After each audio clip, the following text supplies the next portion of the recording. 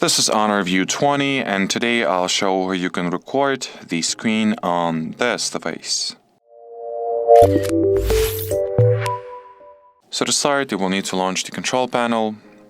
Here find the screen recorder shortcut, tap on it, grant all the necessary permissions.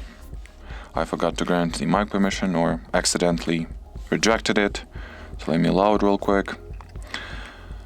Now you'll see here we go again.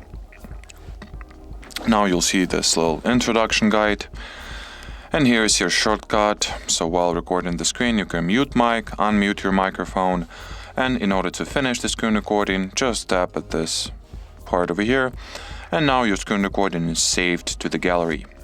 You can also tap and hold at this icon to open the screen recording settings, it does not allow you to do that, but that's fine. You will probably be able to find it by just using the settings search. Let's see. Yeah, so apparently it does not provide you with those settings, but that's fine nonetheless. So in order to find your screen recordings, you will need to launch the gallery, albums, and they are getting saved to the separate videos folder. So that will be it for this video. Thanks for watching, and bye-bye.